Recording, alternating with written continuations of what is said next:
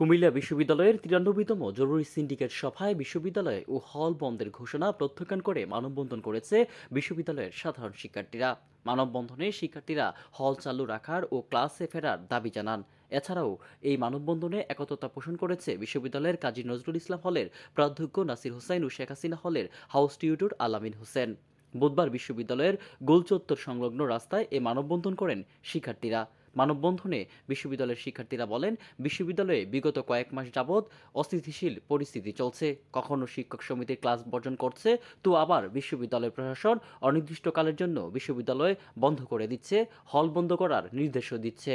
জগতের মেসি, আপনি ডিসি জগতের মেসি, আপনি বাজে ডিসিশন নেওয়ার ক্ষেত্রে ডিসি জগতের মেসি। এরকম বাজে ডিসিশন বাংলার ইতিহাসে কোনো ডিসি মনে হয় না নিয়েছে। আপনার মতো এরকম অপদার্থ স্টেক হোল্ডার অতি শীঘ্রই পদত্যাগ করা উচিত। কারণ আপনি যতদিন থাকবেন ততদিন এরকম ডিসিশনে হেরফের হবে, আর ততদিন ক্যাম্পাস বন্ধ থাকবে।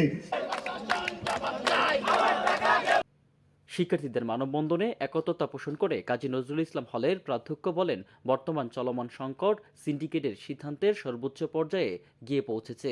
শিক্ষার্থীদের সংকটের মুখেই এরকম সিদ্ধান্ত নেওয়া হয়। তাদের মনে হয় না এমন কিছু ঘটেছে।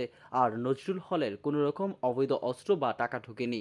তার হল খোলা থাকবে বলে জানান তিনি। তার হলের শিক্ষার্থীদের দায়িত্ব তিনিই নেবেন বলে জানান। হলের মধ্যে অস্ত্র ঢুকেছে বা অবৈধ অস্ত্রের কথা বলা হচ্ছে, টাকা পয়সার কথা বলা হচ্ছে।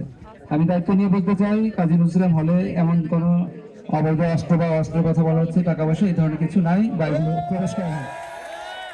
এ ব্যাপারে বিশ্ববিদ্যালয়ের শিক্ষক সমিতির সহসভাপতি অধ্যাপক ডক্টর কাজী মোহাম্মদ কামাল উদ্দিন বলেন, প্রশাসনের এই সিদ্ধান্ত একটি স্বৈরাচারী সিদ্ধান্ত। বিভিন্ন হল প্রভুদের সাথে কথা বলেছেন তিনি। তারা বলছেন হল খুব সুন্দরভাবেই চলছে, আর একাডেমিক কার্যক্রম চলুক সেটাও তিনি চান। তিনি মনে করেন এই উপাচার্য একজন অদক্ষ প্রশাসক, তার পদত্যাগই সবকিছুর সমাধান। এ বিষয়ে জানতে চাইলে বিশ্ববিদ্যালয়ের ভারপ্রাপ্ত প্রক্টর ডক্টর কাজী উমর সিদ্দিকী বলেন, তারা শিক্ষার্থীদের পক্ষে আছেন। যখন কোনো একটা ছুটি হয় তখন কিন্তু প্রতিবার একই নোটিশ দেয়া হয় যে হল ছাড়তে হবে। অনেক সময় হল সিলগালা করে দেয়া হয়, সেক্ষেত্রে সবাইকে সেটা মানতে হবে।